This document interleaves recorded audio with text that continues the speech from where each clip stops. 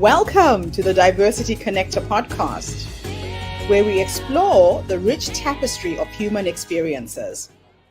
I'm your host, Gertrude Mache, and I'd like to acknowledge the traditional custodians of the country on which we meet today. I would also like to pay my respects to elders, past, present, and emerging, and together as we dive into conversations that bridge cultures, challenge stereotypes, and celebrate the unique perspectives each of us brings to the table. Each episode is a journey through stories and insights from a kaleidoscope of voices, each sharing their colorful narrative. Whether you're at home, on the go, or just anywhere in between, you're now part of a community that values understanding, inclusivity, and the beauty of diversity. So plug in your headphones, get comfortable, and let's connect through the power of our shared stories. Welcome, and thank you for joining us on the Diversity Connector podcast. Hello, everybody, and welcome back to the Diversity Connector. This is Gertrude Mache here in beautiful Melbourne, Australia. And today I am graced with the presence of yet another fascinating young woman. Welcome, welcome, welcome to our tribe. Please tell everybody your full name, where you're based, and share your story with us today. Thank you so much, Gertrude, for giving me this opportunity to interview on this amazing show. So hi, everyone. My name is Daisy Wu. I'm the founder and award-winning author of Multilingual Connectors. I'm also a TEDx speaker and mentor for non-native speakers to build meaningful connections without perfect English. So where I'm coming from? So did you know that there are actually 2 billion non-native English speakers worldwide? That is more than 80% of the English-speaking population globally.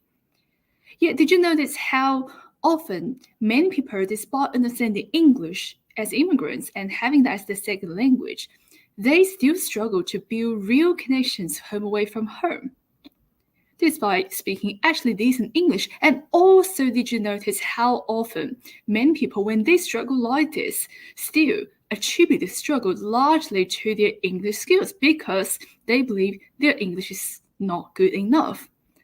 I totally relate to them because when I came to Melbourne, Australia, where I'm based currently, in 2015, almost 9 years from now, growing up in Shanghai, China, I didn't have a really good language environment, so I was made to believe that I must master English almost like a native speaker to be able to survive and then thrive to establish myself as a migrant in Australia.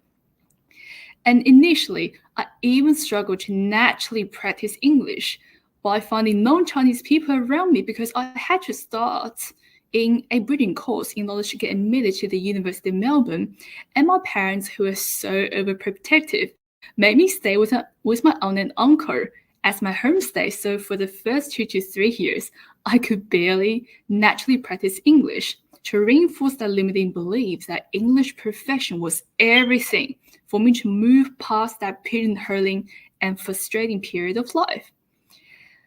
And fast forward into 2020, I was working in a local industry job. I graduated my first degree at the University of Melbourne with the highest GPA in my cohort, and I was awarded a tutoring role at the University of Melbourne upon my first graduation, which made me super, super proud. And I had a range of awards and accolades under my belt to make me feel even more entitled for a better industry job, which was my second industry job, which I naturally assumed should be easier to land compared to my first one, as I crossed that hurdle in 2018. And guess what happened? Whilst the pandemic did have an impact on my industry back then, which was construction and building, I still ended up interviewing with a range of those dream companies. They're the Tier 1, Tier 2, national, multinational prestigious firms. And whilst I made it through to the interview, in most instances, I was rejected. And guess what? To my surprise, the employers prefer the other candidates who were also internationals like me, a lot of the time Chinese Asian. But as it appeared to me, they were more mediocre as they didn't speak good English. Their English wasn't as good as myself. So I feel so confused and frustrated, as in, what's wrong with me? And back then I had to navigate all those frustration and confusion almost on my own, as I was spending one of the world's longest lockdown alone in Melbourne whilst doing my master's. And looking around, whilst I otherwise appear one of the best connected and promising candidates in my surrounding, with more than 3,000 connections on LinkedIn, I could barely identify any real connections to link on and to get that part of the story off the chest about my struggle to land another industry job.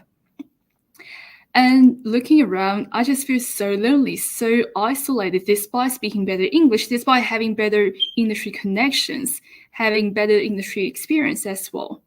So that was really a period where 5 years from initially landing in an English-speaking country, I could understand English spoken in different accents and at various speeds, but I still feel I didn't quite understand people well. I was able to read dense and technical documents, but I still feel I wasn't very versed at reading people's minds and read between lines. And I was able to be more fluent in the way I articulated English, in the way I delivered public speaking, in the way I taught on my feet at the university. But still, from time to time, in and out of my corporate job and other settings, I still feel not that well understood, appreciated, and therefore connected to people. So connection was really something I feel missing in my life. So I feel so deluded, as it did contrast to my initial delusion, as it appears to me, that life will be better even only if my English is better, which was so untrue. And long story short, it is through mentorship that I was able to more and more dive into the inside of myself and gradually found more missing pieces of the puzzle in the formula of human-to-human connections, especially in a foreign setting. So as I emerged from that challenge for myself, I realized how prevalent the problem is for non-native speakers and or immigrants to entertain limiting beliefs around and beyond language mastery in the big picture, where it is eventually connection that we're seeking instead of just communication or landing any profession in a technical capacity.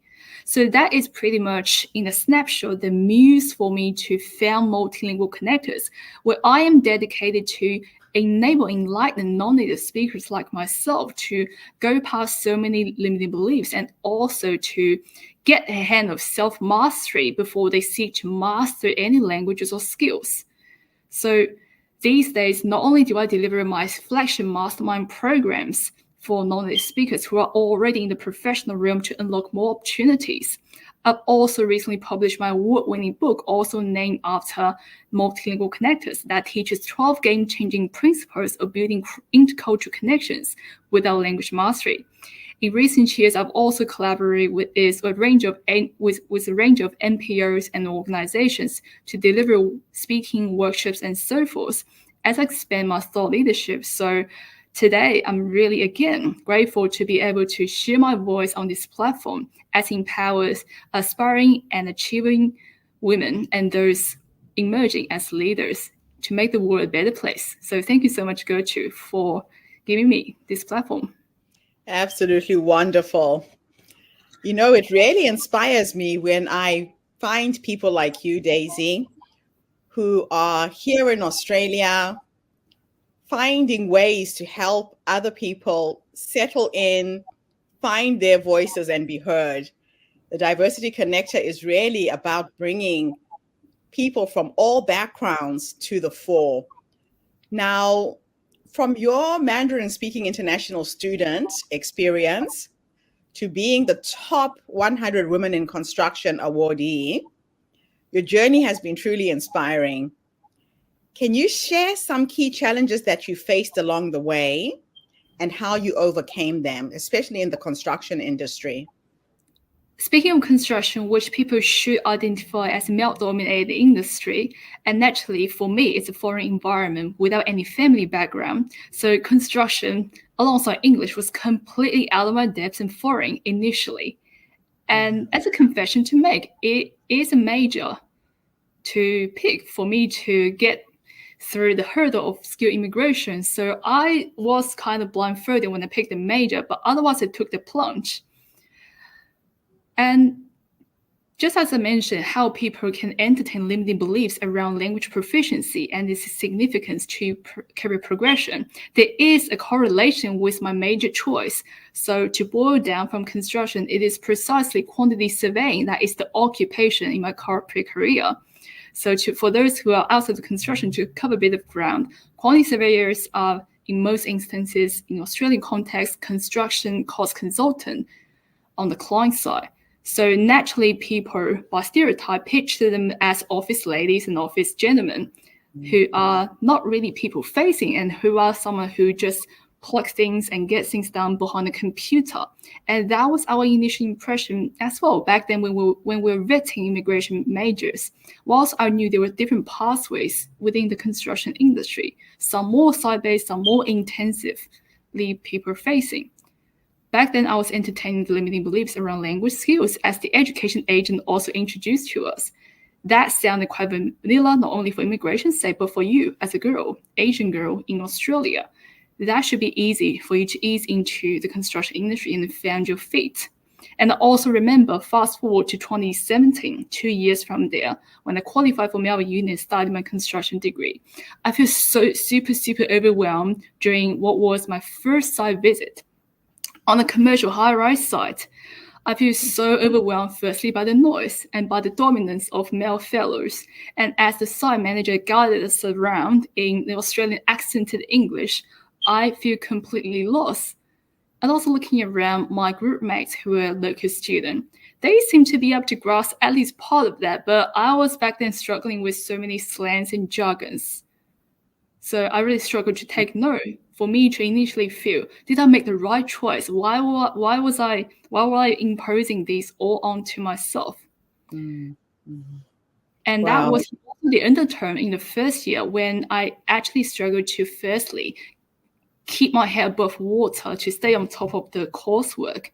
Alongside, still something in the back of my mind, I wanted to diversify my social network, but I was already spread too thin just across the subject. So my first year in uni wasn't that fruitful or fulfilling at all. For me to feel I had enough. So the way for me to break through, long story short, was to just take a plunge, a little risk, calculated risk to volunteer a little more. So I was more active in the second year. And at the end of the year, I was actually introduced to my first construction job by my lecturer. And the way I remember I made myself visible was literally by speaking up, as I took on the committee role at the Construction Students Association at the University of Melbourne. And I volunteered to promote our events during the lectures because I really care about my fellow classmates who I also identify with culturally. So I really want to make those events available to them as I gave a steer to reinventing those events by bringing in more alumni with international background and therefore relatable insights for people like us to navigate the professional landscape, to make a head start. So I was so rewarded already at the end of 2018 to start in the construction industry. So I decided in 2019 to really get back to the cohort. So I took on the president role at the Construction Students Association at the University of Melbourne. And that's how I started dedicating myself more to community volunteering. And I did feel it expanded me so much holistically, not just in relation to English as a second language, but also organizational skill, which I also pinpoint to be arguably more important than the technicalities for us to transition in any industry into any corporate job. So on that, I totally resonate with the struggle to initially find the first job. But what I feel many immigrants underestimate or almost overlook when they are so preoccupied with the survival, namely finding that job, is they underestimate the foreseeable challenges of also integrating into the workplace, whether it's a small boutique company where I started or something like a multinational Tier 1 environment, which was my second stop in the construction industry. None of these is to be underestimated, and they should over time appreciate the row of other skills, namely the other hurdles to really survive and thrive in the corporate environment. How does your platform, Multilingual Connectors, support non-native English speakers in building their networking skills? That's a good question. So in fact, my standard mentoring, my flagship mentoring program called Maximize Your Career in English is derived and devised based on the same intellectual framework as the underpinning one for my book, Multilingual Connectors, where I decipher the 3 key pillars, which I understand really essential for building intercultural connections effectively, regardless of one's English mastery. So the first hurdle is still English skills, whereby I argue we're not disregarding English, but I argue everyone can improve just from where they are. But by improving, I don't mean they're near perfection, because that has to be now put into the context where when an individual doesn't just learn English for its own sake, it needs to have a pragmatic focus. So as I touched on, just within one industry, there are more people-facing roles compared to the more technical roles. So there's a combination of verbal and non-verbal communication in another language. So after we graduate, depending on the real-life demand, it has to be addressed on a case-to-case basis. In what area can one really work on the language to bring it to the next level? So that's my working philosophy. We can strive to be better, but we shouldn't fixate on perfection. Yes. The second thing, which I argue should overrule and overpower language mastery, is really the mindset and psychology underlying human-to-human connection. And that is also the angle of communication as we command different languages and as we command different knowledge from different fields. And I argue that everything should start from within. For you to master the relationship with the outside world, we need to have an unwavering confidence and also an expanded self-image. Yeah, so after we upgrade our mindset, we also need to learn the psychology. So in my program, I do impart some time-tested psychological principles and mental framework as related in more plain way and also practical way. As lead me to the third one, which I term as communication essentials. This doesn't really deal with language largely, but also extends to nonverbal communication. It also addresses the problem within my program for each mentee. How will they translate the best networking strategy and devise that based on their goals in the short term and long term? Because when it comes to networking, some people just easily conjure up going to mingles and events, coffee catch-ups, and so forth. But it doesn't have to be all of this. So everyone can do it in their own way. But most importantly, they need to firstly understand how they will define at any given point of time a connection as opposed to the context, to always start from themselves. That is, in this one, their goal. So that is the 3-point philosophy for me to devise my mentoring service and likewise my literacy work. So as a TED speaker, what was the central message of your talk, and how has delivering that speech impacted your professional and personal life? Yeah, so in 2022, I delivered a TEDx talk at one of the events at TEDx Uni Melbourne, back in my university when I was an alumni. So the speech on my talk back then was the advantages of being a non-native English speaker. So that's where I distill from my experience and research how we can overturn that common narrative where we seem to be disadvantaged and limited by the language. So again, I have to quickly refer back to the 3-point pillar I mentioned. When it comes to language, it is actually so effective and powerful, the simple and plain language, where we seek to just maximize from the English we already know, as we live in a multicultural, multilingual environment. When it comes to mindset and psychology, we know that we're not just overpowered by the fear of judgment and rejection. As immigrants especially, we're also driven by the fear of missing out and the fear of lagging behind to really be in that go hard, go home mentality, to work harder.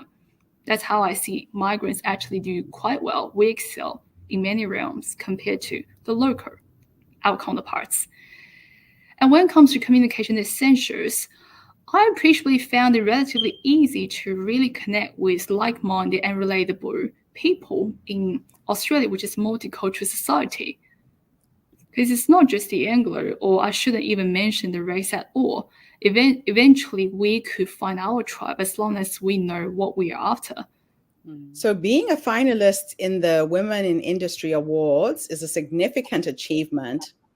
What does this recognition mean to you, and how do you see it influencing your future endeavors? So again, further to the Top 100 Women in Construction Award and the Sydney Build Construction, I directly last year. This year, marking my 5th year of practicing in the construction industry, age 26, I was again very privileged to be one of the 6 finalists for the Women in Industry Award 2024 in the Excellence in Construction category.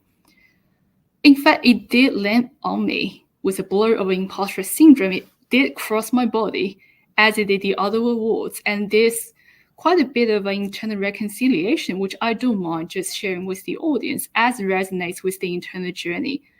Overall, as a migrant should build more connections, starting from a humble and not quite privileged background.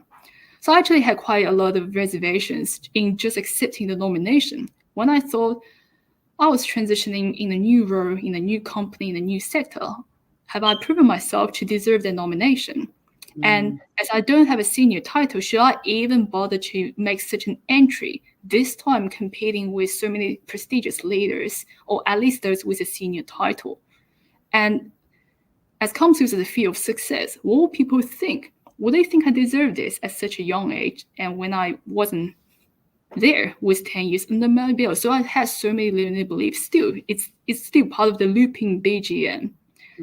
But then I still got reminded of how I came to terms with myself over and over again. I recall moments where an assignment landed with an overwhelm because I believe I had limited technical background to grind it out.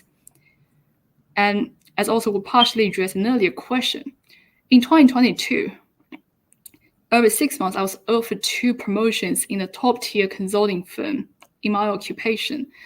But in the performance review, when I was offered my second promotion over 6 months, I was actually asked to speak more and trust in myself more, whilst they appreciated me otherwise. And of course, as I juggle my corporate job and my side hustle and my passion projects, there's definitely expectations for me to set the boundaries and manage the expectations and perceptions. It wasn't easy, to say the least. It was quite stressful. But then I've come so far. I am here. I am right here. So I feel more grounded when I just recall those moments and how I just conquered mountains after mountains or the local summits to realize it's always part of the journey. It's bumpy, but we just keep going forward. We can trust in the process. Life's like a box of chocolate. So let's talk about cross-cultural networking. What are some of the key strategies that you teach for building deep connections across cultures? And how can these strategies unlock new opportunities and career outcomes? So when it comes to building connections in a foreign land, people may often entertain the notion of cultural intelligence, which is an important concept, which is a really important standalone subject. I'd highly recommend everyone to upskill in different capacity, which is something I'm also endeavoring towards for myself. Yet, from my experience and research, I do feel it is the individual differences that really, really overwhelm the cultural differences, which, with the latter being often front of mind. I'm curious what your experiences go to myself. But I do argue, eventually we're human beings. Whilst we have differences, we also have similarities beyond the cultural borders, beyond the age gap, beyond the hierarchies, beyond the power imbalance, the title imbalance. We do have similarities, which is something I always remind my mentees and followers to pay attention to. And via meaningful dialogues and via those empowering conversational techniques, there are ways for them to find the key to unlocking those similarities and common grounds. Despite however else we are different, culture may just be one of the denominators or variants. Now, the construction industry can be challenging, especially for women. What advice would you give to other women looking to make their mark in this field? That's a really brilliant question, and I appreciate my response may somehow land as controversial, or at least unexpected. Whilst I might otherwise appear an advocate for women in construction, I will correct anyone who believes this to now embrace a different perspective. Why wouldn't you instead label yourself as someone so promising in construction and deserving? So I'm speaking from a meritocracy point of view. I don't think it's necessary to really label yourself as a minority in any industry or any field, because the moment you do that, your subconscious mind is talking to you. Mm-hmm. Where I'm coming from is where I see whether it's women or women of color, those more niches, minorities, I feel we're actually quite vulnerable to underachieving. And we're so vulnerable to entertain the excuses or what we believe is the data. To see, yes, we're underrepresented, we are prone to discrimination. If I don't get the promotion, it's because they're discriminating me against my race, the sound of me, the look of me. To actually push us further away from the right focus, which is what can we do? What can we take control over? What can we take power over? So if I may send one message to my fellow women or women of color in construction or any male-dominated industry, that is, please disregard those labels. Rewrite the narrative, rewrite the industry for yourself, reposition yourself. Now, looking ahead, nice. What are your future goals for Multilingual Connectors? And how do you plan to continue empowering non-English speakers and women in the construction industry? That's a good question. I highly appreciate Gertrude. So yeah, right now I do keep my corporate career within the construction industry, keeping my practice as a cost manager right now, still a quantity surveyor, but now I'm in the process of elevating myself. And I do now, looking back, appreciate firstly making the choice, even though that wasn't out of passion, but at least it did lead me into such an industry where I appreciate the role of communication and connection, as re-educated me on whatever I believe, as limited belief around the role of language, the role of technical competency, and so forth. So it is a really sexy and great industry to learn how to deal with people who are so complex, but also who are so similar in some way to each other. So I highly appreciate for however long my career within the construction and property industry will last.